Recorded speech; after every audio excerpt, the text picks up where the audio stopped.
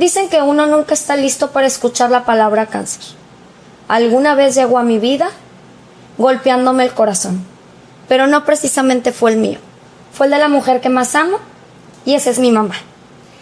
El día de hoy tenemos como invitada especial a una mujer guerrera, resiliente, poderosa, llena de vida y llena de salud, enérgica y fuerte. Y me siento sumamente orgullosa de poder compartir este episodio con ella y con todos ustedes. Bienvenida, mamá. Consuelo. Gracias. Aquí a Campestre Médico. Sé que es difícil hablar de estos temas, que por miedo muchas veces la familia nos abstenemos de. Hay miles de preguntas sin respuesta que nunca nos hicimos, pláticas que nunca hemos tenido, y es la primera vez creo que vamos a tocar este tema. Con ustedes, sí. Y no sé con quién hayas pasado este proceso, y de hecho también es algo que te quiero preguntar. Mamá, ¿hay algún parteaguas en tu vida antes de que te diagnosticaran? Es decir, ¿hay algo en específico que recuerdes de tu vida antes de ese diagnóstico? ¿Algo, lo que más te gustaba hacer antes de? ¿O consideras que sigue siendo igual? ¿O qué fue en ese momento cuando te diagnostican lo que hayas recordado? Como en ese momento de, chin, todo esto que hacía, a lo mejor ya no lo voy a hacer. Bueno, para empezar, en el momento que recibes una noticia así, claro que tienes una lluvia de pensamientos, un bombardeo de pensamientos. No nada más es qué voy a hacer o qué hice. Te quedas en shock primero porque dices yo. O sea, es como si te acostumbraras ay, fulanito le dio cáncer, o alguien tiene cáncer, o las personas, pero yo lo que siento es que aún en mi presente, siento que toda la gente que te rodea se siente como exenta, como no voy a ser yo, pero no es la realidad.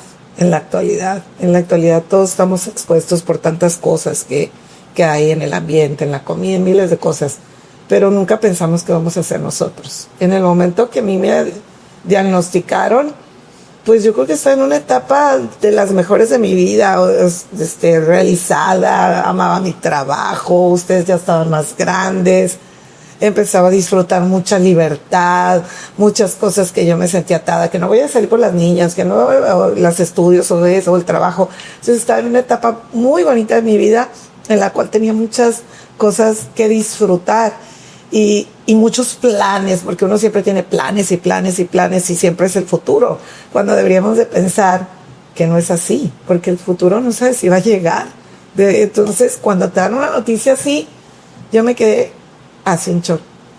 Dije, ¿qué va a pasar? Porque en ese momento piensas, es un duelo. ¿Cuál es mi cáncer? ¿Qué pronóstico tienes? ¿Qué proceso vas a llevar? ¿Y si va a ser un duelo de vida o de muerte? Porque es que no sabes. No sabes cómo viene y qué es lo que tienes en tu cuerpo y cómo va a reaccionar. Ni siquiera cómo va a reaccionar los tratamientos. Entonces, yo la verdad, recibí la noticia y aunque traté de desahogarme, no me dejaron. Eso pienso. ¿Y si alguien tuviera...? Me desahogué yo sola, yo lloraba sola. Ustedes no se dan cuenta. Nadie. A eso iba. Si alguien te hubiera dicho que ibas a vivir una batalla así, ¿lo hubieras creído? Yo creo que todo el mundo debemos de creer. Desde ese momento sí pienso que todo el mundo debemos de creer que podemos tener muchas batallas. Pero no es como que todo el mundo vamos a tener batallas diferentes, no nada más del cáncer de mama en mi caso, diferentes batallas de todas en tu vida, sentimentales, de trabajo, retos, planes, pero en todos libras batallas porque te pones metas, te pones cosas a seguir y todo. En esta no, en esta batalla tú te pones en manos de Dios y de los médicos. Es una batalla que vas a librar con muchas cosas, te vas a agarrar de lo que puedas. Y es ahí de donde yo siento que te agarras de Dios, tu fe, y donde haces un parteaguas que dices, ¿cuál es mi vida? ¿Cuál es mi pronóstico? ¿1 año? ¿Unos meses? ¿5 años? ¿10 años? Y te cambia totalmente. ¿Cuál fue el primer síntoma o señal que te hizo ir al médico? No, ¿Tuviste alguno? Acuérdate que yo tenía la costumbre de la prevención. Entonces yo me hacía mi examen cada año. Yo me lo había hecho 1 año antes y no tenía nada. Entonces me tocaba. O sea, yo no... Realmente como que sentí una nadita, porque era muy pequeño el tumor, pero yo tenía fibrosis ¿cómo se llamaba? Se me olvida en el momento ahorita. Fibrosis quística, algo así, pero era siempre benigna, siempre me salía en la mastografía eso. Entonces pues la confundes, puedes confundir tu exploración, la puedes confundir con eso muy fácilmente. Entonces pues no pensé que tenía nada, yo me hice mi examen porque era de rutina. Entonces gracias a Dios fue en un tiempo muy bueno para mí, no se da, no como en otros casos que descubres que ya tenías un tumor muy grande. Entonces en mi caso fue muy rápido, eso fue un pronóstico muy bueno. Cuando me dijeron a mí, yo lo primero pues fue decirles a ustedes, pero... A eso voy. ¿Cómo fue exactamente el día, si recuerdas, en que escuchaste la palabra cáncer? Que te dijeron, eres positiva. No me dijeron. ¿Cómo fue ese día? Yo me hice mi examen y me hice todos los demás exámenes de rutina. Ajá. Entonces otros habían salido bien y dije, ay, pues de una vez me hago la mastografía. Entonces me la hice, me acuerdo que iba Susi conmigo, mi asistente. En mi casa. Entonces Linda me acompañó y dije, ay, de una vez. Linda, tu amiga. No, Susi. Susi. Entonces ella muy linda conmigo, le dije, ay, me acompañas a recoger mis exámenes de una vez. Pasamos por ahí, no sé qué andábamos haciendo, cosas de la casa, de rutina. Entonces pasamos al laboratorio y recogí el sobre, pero obviamente algo que no debes hacer es abrirlos. Entonces yo me subí al carro y ya andaba yo preparándome porque me iba de vacaciones. Entonces pues andaba haciendo otras cosas felizmente, pero lo agarro y lo abro en lugar de esperarme a llevárselo al ginecólogo o algo. Y lo agarro, lo abro y empezó a leer y todo normal. Y luego ya veo la mastografía, pues lo que te ponen ahí, las fibrosis y todo. Y abajo, en el diagnóstico, veo BRAF 4, francamente maligno. Se recomienda biopsia o algo así, así. Yo me quedé en shock. Entonces lo volví a leer, porque la leí bien. Y entonces empecé a leer el 1, el benigno, el 2, o sea, 3, y otra vez lo leí. No sabía cómo reaccionar. Entonces, cuando ya vi eso, dije, me salió positivo. Le dije, Susi, me salió positivo cáncer de mama. Ay, no, me dijo, no, espérese, no, a lo mejor está mal, déjeme, y me quitó el sobre, me acuerdo, y entonces yo dije, ¿qué hago? ¿Con quién voy? Y todo. Entonces me acuerdo que agarré, no sé si en ese momento, el teléfono de tu tía Lupe, que ya había pasado un cáncer de mama muy severo, y tenía al doctor Zavala, el doctor Jorge Zavala, que era nuestro oncólogo de rutina, nuestro ginecólogo y todo. Entonces agarramos y le hablo inmediatamente al oncólogo, a Zavala, y le dije, Lupe, acabo de recoger mis exámenes y dice que tengo un BRAF 4. No te asustes, no, espérate, no hagas nada, no comentes nada, le voy a hablar ahorita al doctor. Inmediatamente le agarró el teléfono, ella no sé qué arreglos hizo, que al siguiente día me consiguió la cita. Y como le estimaba mucho el doctor, una bellísima persona que fue una parte muy importante en el proceso, que me hizo confiar y me hizo sentirme más segura. Entonces ya me fui luego fui contigo a tu casa y estaba en shock. Pero al decirle a ti, que eras mi hija, y al decirle a mi otra hija, y decirle a mi esposo como médico pediatra, agarró eso y no, todo va a estar bien, todo va a estar bien, todo va a estar bien, pero bloqueados. No me dejaron ni siquiera decirles ni que llorara, ni nada, y es un momento. ¿Lloraste en el momento con en el Susi? momento, ¿Lloraste ese día? Sí. ¿Lloraste con el oncólogo? ¿Con mi no, tía? con el oncólogo ya no, pero ya había yo sola sí, porque te da mucho miedo el saber que lo tienes.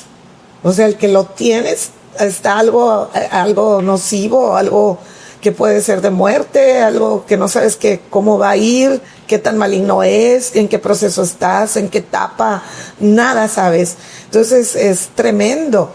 Entonces ya voy el siguiente día con el doctor, pues toda asustada, y ya lo ve y ya me hace la exploración él y todo, y me dijo, vamos a hacer una biopsia. Lo primero es hacer una biopsia, y la biopsia va a tardar, creo que 10 días, me dijo, que se me hicieron eternos. Y le dije, doctor, yo me voy a ir, no, usted váyase, porque me iba una semana. Y entonces me dijo, yo voy a tomar la biopsia y usted se va a ir. Y esto va a estar bien, me dijo.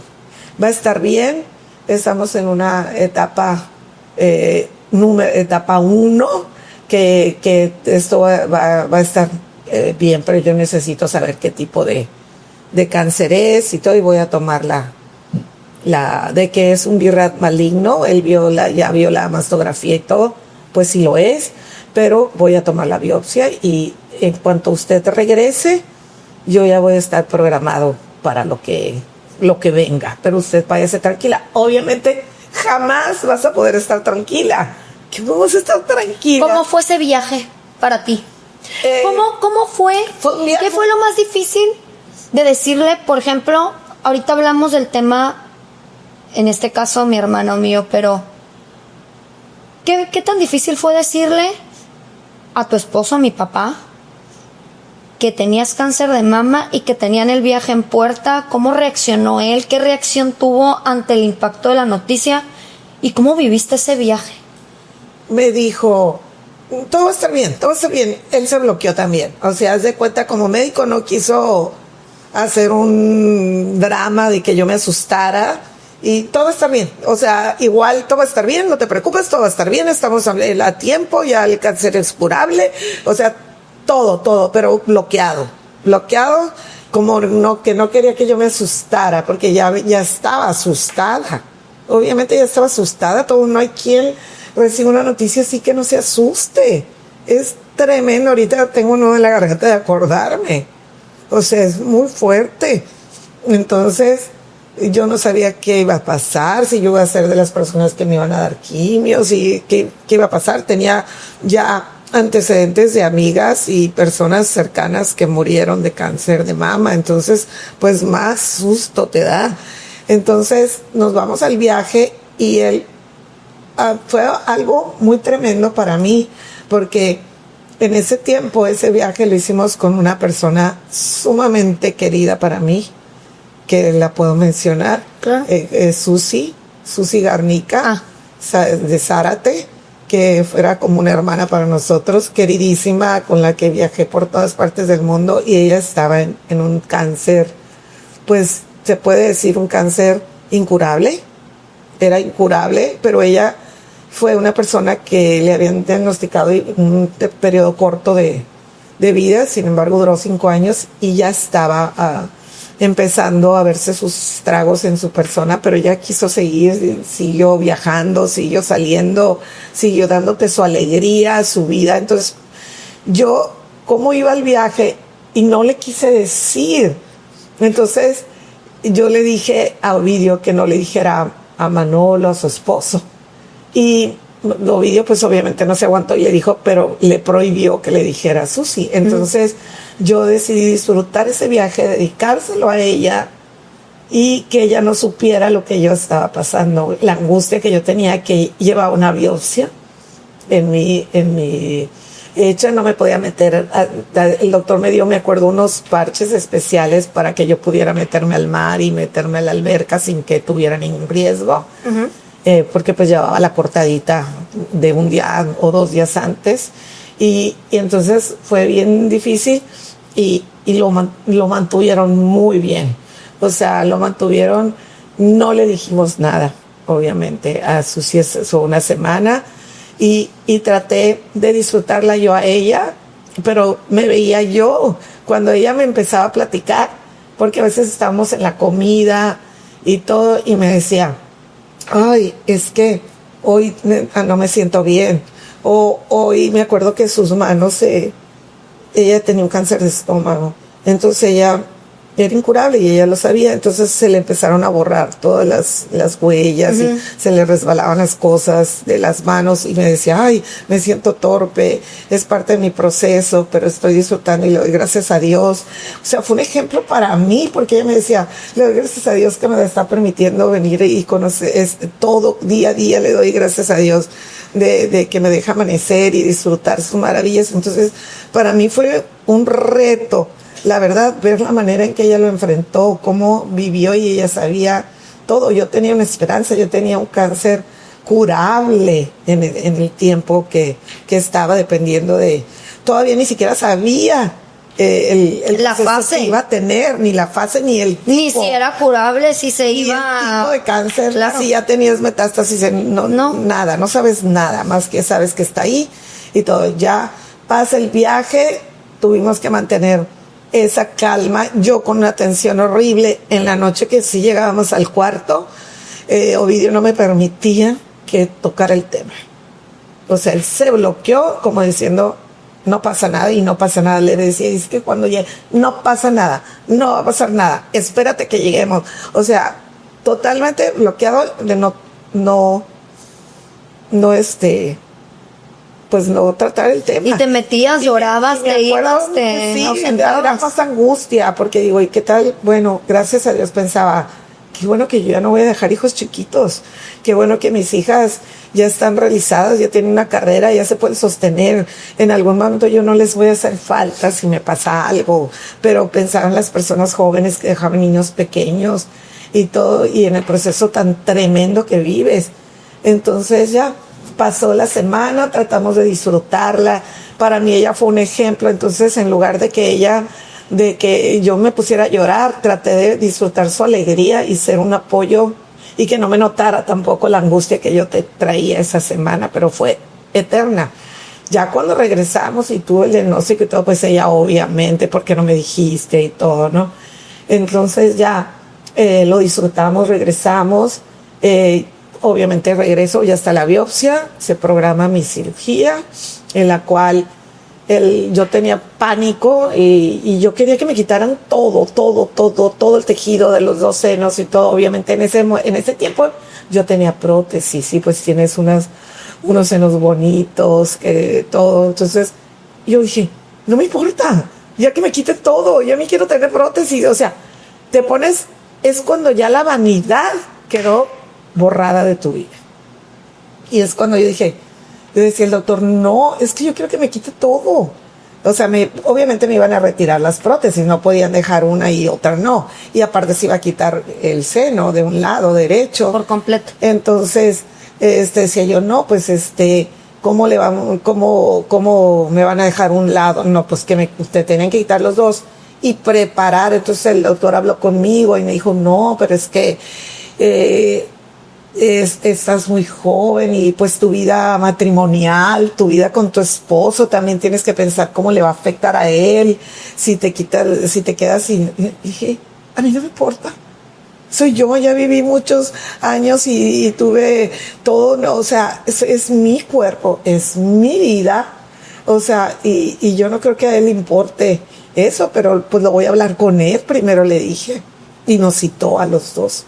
Y el doctor y le dijo él que a él no le importaba eso. Y yo dije, y además yo soy yo, o sea, no soy mis senos, pues. O sea, voy a seguir siendo la persona.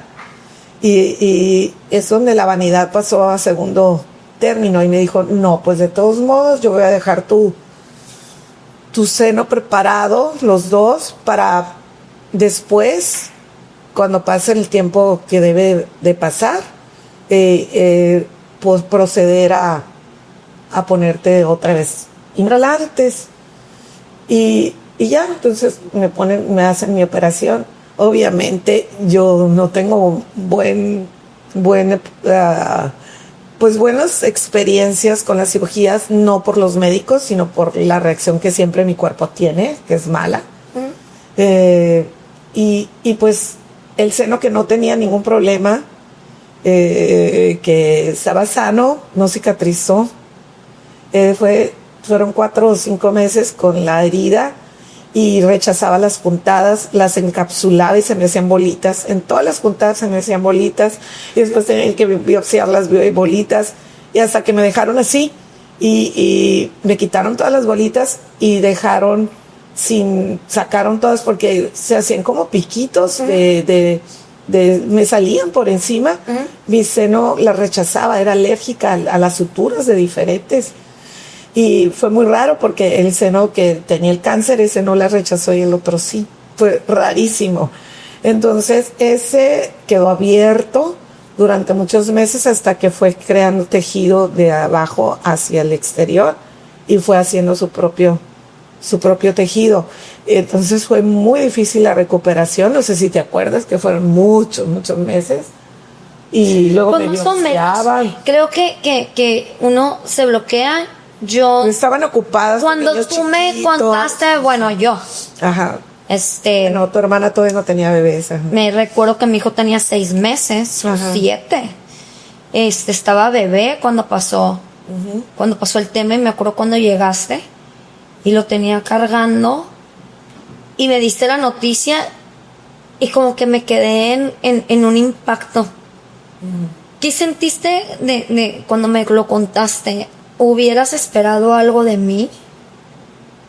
Pues no, simplemente no esperaba nada más que apoyo, apapacho, y no fue lo que recibes. Siempre recibes, va a estar todo bien, tú no te preocupes, vamos a hacer esto. O sea, entonces quieren decirte que no te asustes y todo, pero a lo mejor la gente sí necesita un abrazo, un apapacho, de decir: aquí estoy, no estás sola, vamos a vivir este proceso juntas. Eso lo aprendí. O sea, tienes que apapachar a la gente y sentirla cercana, no bloquearte nomás. Va a estar bien, vas a estar bien, y no te preocupes, y tratar de minimizar, ni tampoco agrandarlo. Yo no digo que te pongas trágico y te pongas a llorar, sino ver los pasos. O sea, hay que tomar las cosas, digo, calmarte y todo, pero si la persona necesita desahogarse y tener un proceso íntimo de llorar o de todo, entonces en ese momento empieza, como que ahí naces, dices: ¿para qué tantos planes en tu vida? ¿Para qué trabajo como loca? ¿Para qué esto? Tengo que empezar a disfrutar las cosas de mi vida, porque no sé cuánto tiempo puedan ser. No sé si ¿Cómo reaccionó Mayra, mi hermana, cuando le dijiste? ¿Cómo reaccionó ella? Porque yo sí recuerdo precisamente que te dije: nada va a pasar. Sí. Todo va a estar bien, todo va a estar perfecto y vas a estar bien. No hay tema, no vamos a hablar de eso. Y me acuerdo que cuando te fuiste, me sentí que me iba a morir. O sea, que dije: no, ¿qué voy a hacer si algo pasa? Pero nunca enfrente de ti. Pero también yo siempre he visto una mujer tan fuerte que no hay manera de sentir que podemos romper esa parte o a veces brincar esa barrera contigo.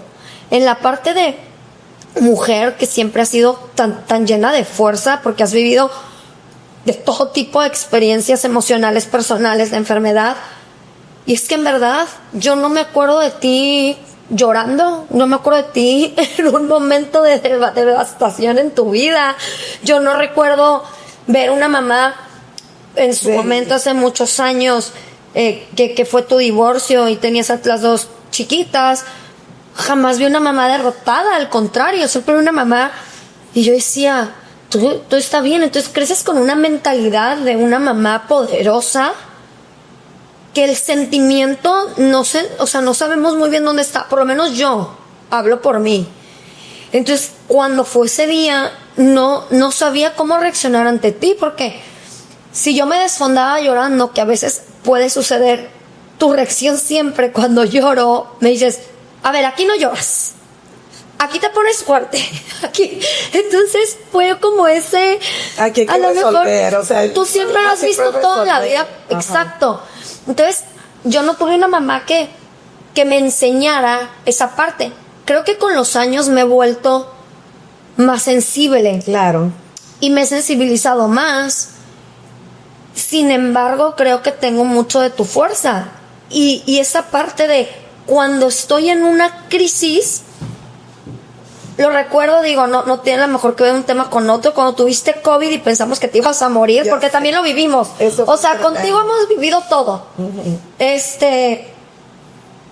Y me acuerdo que mi papá entró en un shock, como si no fuera médico, como si no supiera qué hacer. Así es. Entonces, y entró en lo mismo con el cáncer de mama. No va una justificación.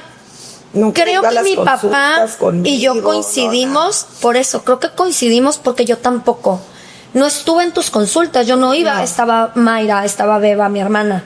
Y quisiera saber un poco cómo fue la reacción de ella, si ella tuvo una mejor o una reacción más sensible, porque tampoco hemos hablado, nunca nos hemos sentado los 4 a conversar esta parte, ni siquiera las 3 como mujeres, hablarlo, o sea, nunca. Entonces, yo no sé qué sintió ella, pero ella también fue como que siento que habló con Ovidio, con mi esposo, y que como que fue un complot de no vamos a sentirnos débiles ni nada y no le vamos a hacer sentir, pero sí te digo, sí te asustas muchísimo. Obviamente sí fue un proceso difícil, porque acuérdate que después vino, aunque mi quimio fue, ya que se supo cuál era el tipo el tipo de cáncer, en la etapa que estaba tan bien a tiempo, entonces mi quimio fue tomada, fueron 8 meses, pero fue tomada. A mí no se me cayó el pelo. Entonces esa fue una cosa que a mí no me impactó tanto, porque ya había otro tipo de quimios, ¿no? Entonces no se me cayó el pelo, y sí me dieron radio. Fueron muchas radios. Muchas radios, me acuerdo. Eso sí, muchas radios. Y la quimio, después no fue la radio y luego fueron las quimios tomadas, que era una pastilla. Y después me dieron 5 años. 5 años de un medicamento fuerte para prevención del cáncer de mama, que era, no me acuerdo, creo que se llamaba Femara, algo así. Y ¿qué parte del tratamiento te costó más? ¿qué parte? ¿El físico o lo emocional? Ambos. Me estabas comentando de cuando empezaste a tomar, porque por 5 años te dieron Femara o un medicamento. ¿Qué parte? El medicamento no era difícil tomarlo, pero te tomabas el medicamento por 5 años porque era el que te prevenía que no te regresara, ¿no? Entonces tú siempre estás con el miedo de que te regrese. Entonces ya a partir de que te diagnostican, y te operan y todo, tienes que estarte checando cada 6 meses o cada año, dependiendo. Después de los 5 años, pues cada año o cada 2, dependiendo de lo que decida tu oncólogo. Pero con el Femara tenía el efecto, a mí pues te da mucha hambre, ansiedad, no sé qué es, y causa obesidad. Entonces yo engordé como 40 y tantos kilos en esos 5 años. Y yo estaba traumada porque ninguna dieta me hacía, aparte de la ansiedad que tenía, porque te daba hambre y causaba la obesidad. Y yo me ponía dieta y no bajaba de todos modos. Entonces me empecé a sentir me sentía fea, me sentía mal, pero iba con el doctor y le decía al doctor, es que estoy bien gorda. Y me decía, pero está viva, ¿no? Y yo, sí. Wow, o sea, me ponía en mi lugar. Me decía, está viva, señora. ¿Qué le importa? Que se estaba con sobrepeso, ya bajará.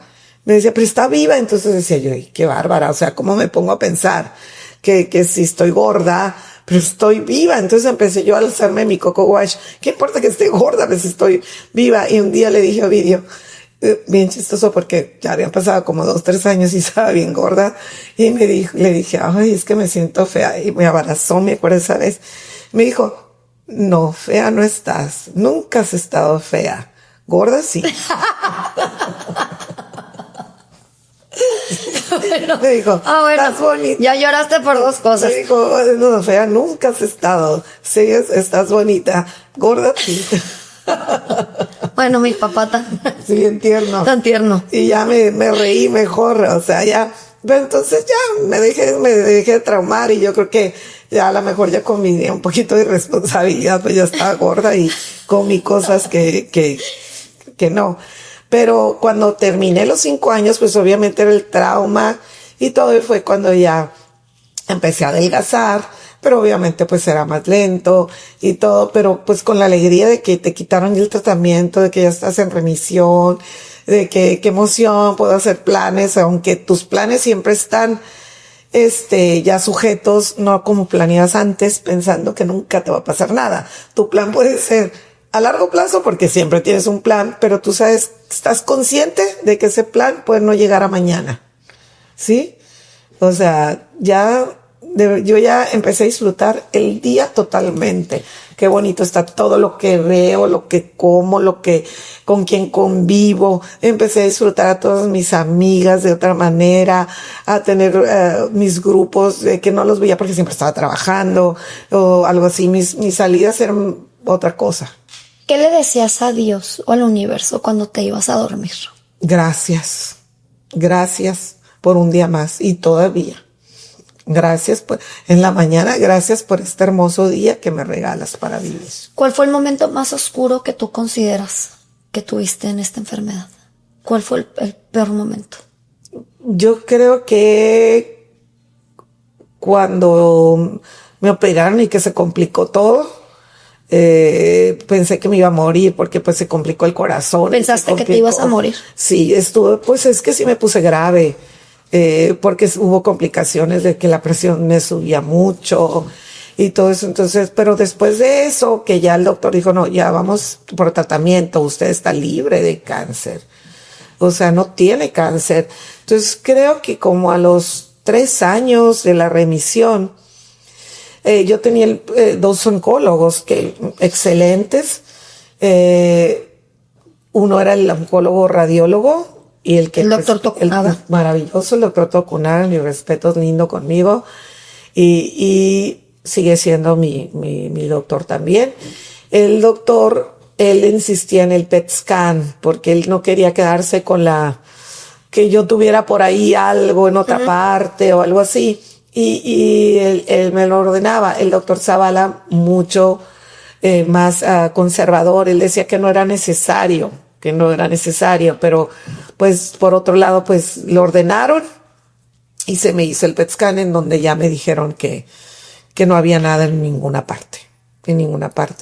Entonces pues ya como que mi tranquilidad se dio, pero eso no quiere decir que no viva siempre con la angustia, porque cuántos casos ves que te regresa a los 5 años, a los 10 claro. años, a los 20 años, al año, porque siempre tienes ese temor. Siempre tienes ese temor, pero al mismo tiempo trato de liberarlo, de decir, no, porque pues uno puede generarlo con la angustia, otras enfermedades, a lo mejor no el cáncer, pero la ansiedad entonces yo misma trato de decir, va a pasar lo que Dios quiera, mi vida está en manos de Dios.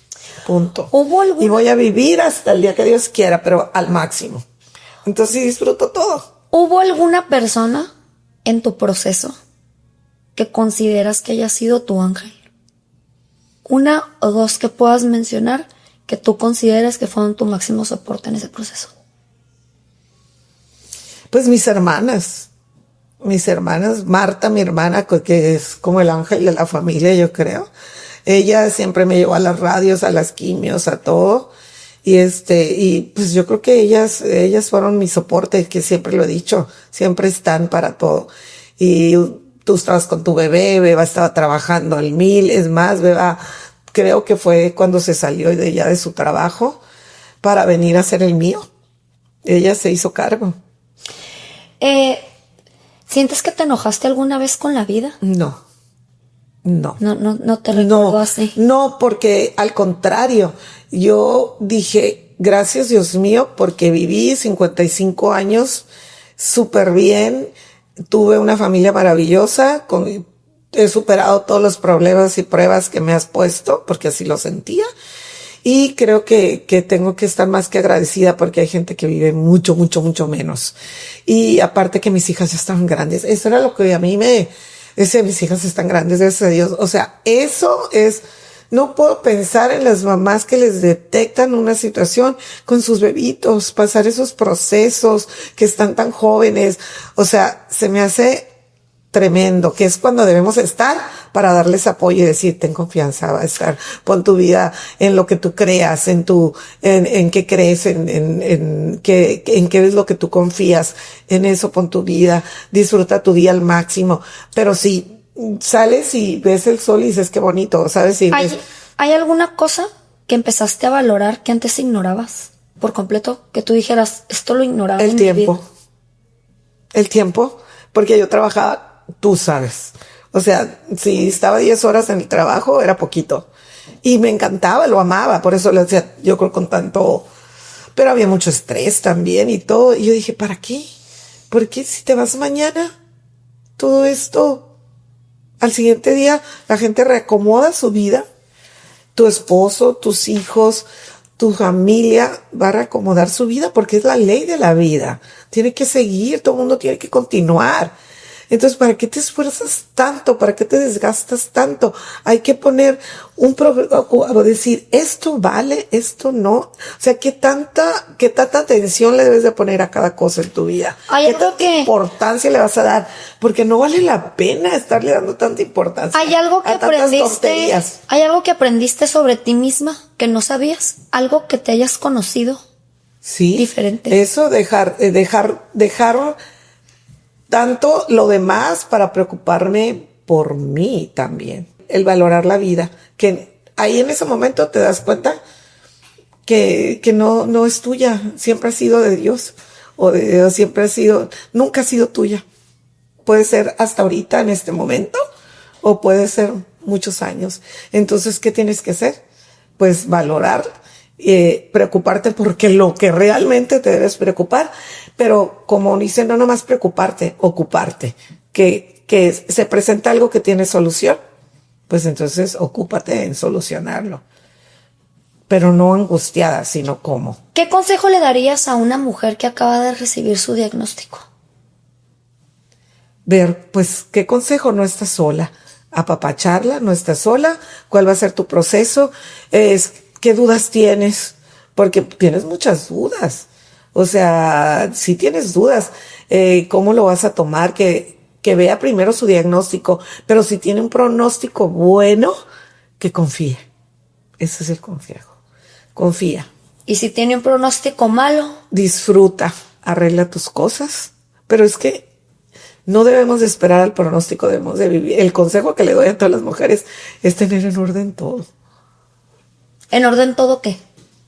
Que tú te sientas tranquila con los demás. Que si te vas hoy no tengas ese pendiente.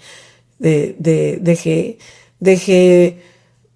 un pendiente con alguien de que no lo arreglé, que me pesa no haberle dicho esto, o que estoy enojada con alguien, tengo un sentimiento y no se lo he dicho. O sea, cuando tú estás con una paz, porque trataste de arreglar las cosas con los demás, sobre todo vivir en armonía, de no hacerle daño a la gente. Yo creo que lo que tú no quieres que te hagan, no lo hagas a los demás. Vivir con honestidad, eso te da mucha tranquilidad y mucha paz. Si volvieras al 2015, ¿qué te dirías a ti misma? Que fue cuando te dieron tu diagnóstico. Si volvieras a ese día, ¿qué te dirías a ti misma ahorita? Desahógate, no dejes que te digan, no va a pasar nada, no. Te voy a decir, déjame llorar, déjame abrazarte, déjame sentir y déjame desahogarte. No quiero que me consueles, quiero que me escuches nada más. ¿Qué significa para ti la palabra superviviente hoy? ¿Qué significa? Para ti. Significa un regalo de vida. Significa que diario es un regalo. Significa que soy súper afortunada. Yo me considero de las afortunadas que tuvieron el diagnóstico a tiempo. Entonces, para mí significa lo máximo. O sea, ya, eso me enseñó a disfrutar. Yo creo que si disfrutaba 10% mi vida, ahora disfruto 1000. Porque hasta acariciar a mi perrito, hasta cocinar, hasta levantar un día así y decir, ay, qué rico estoy dormida, qué rico. O ¿sabes qué? Tengo que ir al mercado. Todo disfrutas. ¿Tienes algún sueño hoy en día? ¿Algún sueño? Pues sí, mi sueño sería que Dios me regalara la oportunidad de seguirlas viendo a ustedes crecer como personas, como seres humanos, a mis nietos, verlos crecer. Obviamente todo el mundo tenemos ese sueño de tener la vida para verlos crecer y verlos ser personas buenas y que disfruten su vida. Eso es un sueño. Y un sueño personal es ese, verlas realizadas a ustedes y seguirme realizando yo, porque cada día es una etapa diferente. Yo estoy entrando en una etapa de la vejez, ya soy de la tercera edad, pero luego a veces no te ven así, como dices. Yo a veces con ustedes siento que piensan que no me canso, que piensan que te ves bien y que, como dices, a lo mejor es esa imagen que siempre les quise dar de fuertes. Yo me acuerdo que yo tomé terapia en alguna etapa de mi vida en uno de los problemas de suertes, y me acuerdo que yo lloraba mucho y me dijeron, ustedes están chiquitas, y me dijeron, en esta etapa no llores delante de tus hijas, llora sola porque si ellas te ven llorona, van a ser lloronas.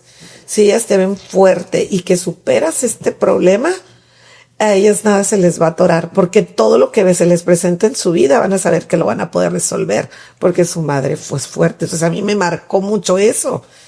Me marcó mucho el que ustedes me vieran fuerte para que ustedes fueran fuertes, y creo que sí. No sé si resultó. Sí resultó. Pero sí, siempre traté de no es que me reprimiera, porque si lloraba en la noche, a veces lloraba en el camino de mi trabajo a mi casa, pero que ustedes no me vieran. Creo que... Pero si lloras con una amiga, sí, siempre debes de tener a alguien. Es Araceli, bueno. Mi amiga, Araceli, mi comadre, fue base de mis mejores amigas. Linda también. O sea, siempre debes de tener tu equipo de apoyo. Sí lo creo, pero hoy, después de escucharte, pudiéramos profundizar muchísimo sobre todos los temas. Y es difícil ver a una mamá, en mi caso, ver a mi mamá vulnerable. No es común. Siempre tienes miedo. Yo cada vez que me hago mi examen tiemblo. Pero quiero que sepas que hay situaciones. Creo que mi hermana también se ha vuelto un poco más sensible. Siempre hemos pasado, no sé por qué, el tema de salud contigo que nos pone de nervios. Y a lo mejor por lo que yo hago me he vuelto un poco más resistente a ciertas cosas también. Y no es que no nos importe o que nos hayamos vuelto fríos o herméticos. Yo sé. Creo yo que fue un shock. En mi caso, en ese momento, recuerdo que dije, no se menciona la palabra cáncer en esta casa. Recuerdo que te lo dije. Uh-huh. No se va a mencionar, no se va a decir. Se va a decir a la familia que estás en el proceso y se acabó. Uh-huh. No sé por qué lo hice así y me disculpo. No, está bien. No, porque realmente a lo mejor pudimos haber tenido un proceso más cálido que pudiste necesitar. Mi papá creo que tiene temor de perderte, y porque lo vivimos en 2 ocasiones, tanto el cáncer como en el COVID. Recuerdo en ambas situaciones, mi hermana no dejaba de llorar. Mi hermana entró en un pánico de que en COVID se va a morir mi mamá. Y recuerdo que frenaba esa parte, y mi papá estaba igual. Y estaba yo en una situación más fuerte, más fría. Sin embargo, esa angustia que se vive, también yo creo que los 3 lo vivimos por separado. Tampoco nunca lo hemos hablado. Jamás. Obviamente yo también lo lloraba en mi parte, y era vivir esa parte de la pena de no saber si te iba a ver por 6 meses o te iba a ver por 1 año, o cuánto tiempo te iba a abrazar. Recuerdo que tuve una pesadilla espantosa, y desperté y se murió mi mamá, pero como lo sentí tan real. Y me acuerdo que te hablé por teléfono, a lo mejor ni te acuerdas, pero lo lloraba en el sueño, pero en vivo. Uh-huh. Entonces creo que la parte del miedo a perder a quien amamos, no hay manera, no hay un tiempo, ni tampoco nos educamos para eso. Claro. Lo tenemos que ir trabajando. al final ya no existe una edad. Pero el dolor de la pérdida física, pues obviamente toda la gente tiene que pasar por un duelo, por un proceso y por todo, pero por ejemplo, yo tuve un ejemplo muy grande con mi hermana. Ella tuvo el cáncer hace más de 20 años, no recuerdo cuántos, 20 y tantos. Y ella ha sido un ejemplo, ella siempre ha sido súper fuerte y ella fue un apoyo para mí. Me dijo, vas a estar bien, mírame a mí, todo se superó.